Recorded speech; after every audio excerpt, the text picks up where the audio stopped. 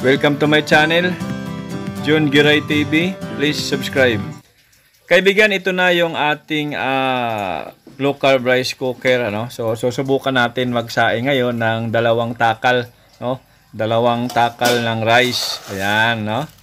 So try natin, no, sa 1:4 ratio. Pero mas maganda kung lamang yung or mas mataas ng konti doon sa level ng rice yung tubig, no? Pero ang gagawin natin ngayon ay 1:4 ratio lang. Una ay huhugasan natin ang tubig, no? Walang problema maghugas, kaibigan, dahil may mga butas-butas naman, no? Perforated yung ating unang container, no? Ayan, yun parang steamer, no? May mga butas. So hindi ka problema sa paghugas. Tapos lalagay lang natin doon sa ating low carb rice cooker. Ayan. So kaibigan, diretso pa rin tayo sa ating 1:4 ratio. So 8 cups. So punuin nyo lang po yung cups, ha, para siguradong mas maraming tubig, no? Ayan, kasi mabibitin po pagka hindi puno yung ating sukatan, no? Bali 8 cups po yan ng tubig na punong-puno, no? Hanggat maaari lampas doon sa level ng rice yung tubig, no? So sa ganitong kalaki ng rice cooker ay hanggang tatlo or 4 na cup lang ang kayang maluto pagka gagamitin natin yung low carb, no? Low carb na rice cooker. Ayan, or low carb rice. Ayan. So pipindutin lang natin yung power on, no? Yung function button, no? Yan. So yun lang. Tapos lalabas na ngayon yung indicator ng rice, no? So yun na yun, mag-start na yan mag-init hanggang sa maluto, no? So yan, tingnan nyo, no? Luto na yan, kaibigan. So kung ano magluto sa regular na rice cooker ay ganun din dito. Yun nga lang, mas lamang ang tubig, no? Kung sa regular rice cooker is 1:1, dito po ay, ayan, naiwan yung tubig sa ilalim, no? So kung titingnan nyo, yung tubig ay naiiwan sa baba, kaya hindi napapasama doon sa niluluto nating kanin. Kaya nababawasan yung glucose, mga kaibigan. Ayan, mga kaibigan, no? So ito na yung ating low carb rice, no? Na luto doon sa low carb rice cooker. Ayan, no? So mayroon siya mga butas-butas, no? So perforated itong ating container na to. Dahil yung sabaw niya napunta lang sa baba, no? Nakita niyo naman kanina doon sa ating pinagkuhanan. Ayan. So kukuha lang ako, kaibigan, ng 1 cup, no? 1 cup lang. Titingnan natin kung gaano ka epektibo, no? Yan din, lutong-luto din talaga, kaibigan, no? Lutong-luto din talaga. Ayan, no? So, hindi napasama yung sabaw, no?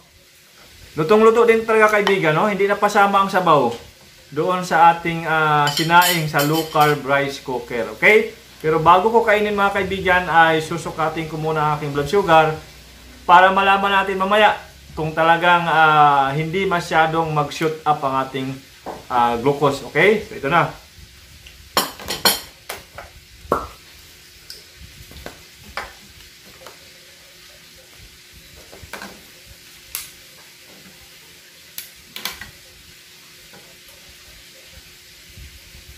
Ayan, kaibigan, ito na. Ito na ang ating blood sugar ngayon. Kita dyan. Okay, so yan ang ating blood sugar, mga kaibigan. 119 mg per deciliter. Okay? So dahil yan, mga kaibigan, sa pag-inom natin ng spirulina at saka Ganoderma, ayan, order na kayo at ipapadala ko sa inyo door to door. Ayan. Okay, kakain na tayo sa ating low carb rice, no? Na ginamitan natin ng low carb rice cooker, okay? So wala itong ibang ulam, no? Kanin lang talaga. Medyo mainit pa yan, umuusok pa. Maganda rin ang pagkakaluto niya, kaibigan, no? Talagang nakadesign talaga siya sa pang low carb.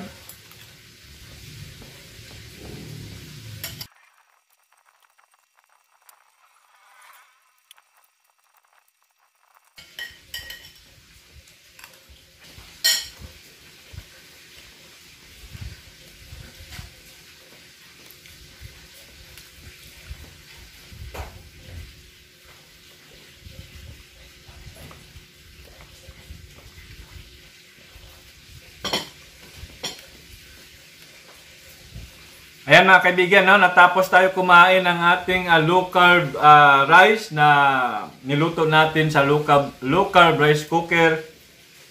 Eksaktong 6:50, ha?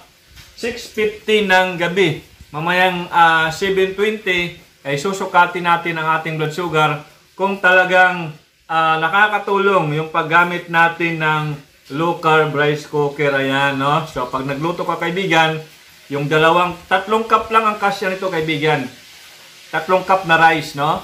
So pupunuin mo lang yung tubig niyan, lalampas lang ng konti, no? Aapaw lang ng tubig, lalampasin mo lang at yung pag naluto na yan, maiiwan pa rin sa baba ang tubig. Ayan, ha?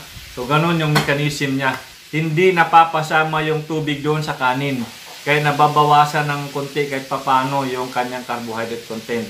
Okay kaibigan, susukatin ko ulit ang ating blood sugar 30 minutes after, no? Ayan kaibigan, no? So, naka 30 minutes na tayo after natin kumain ng ating kanin na niluto sa ating low carb rice cooker. So, makikita natin ngayon kung ilan ang magiging increase, no? Within 30 minutes. Okay? So, tara. Ito na. Samahan niyo ako. At susukatin ko na aking blood sugar. Ayan. So, 119 kanina.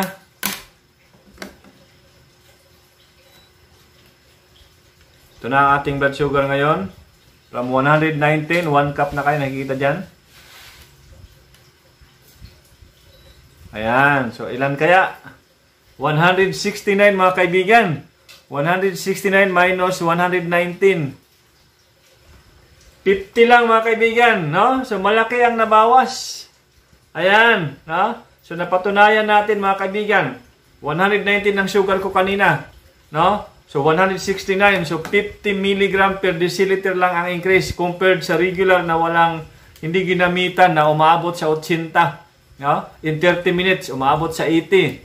So, ito ay 50 lang within 30 minutes. Mga kaibigan, epektibo. No? Ganon ka-epektibo yung ating low carb rice cooker dahil nga yung tubig ay hindi napapasama sa pagluto. Naiiwan siya sa baba mga kaibigan, no? So ayan, tinuro ko na rin sa inyo kung paano lutuin.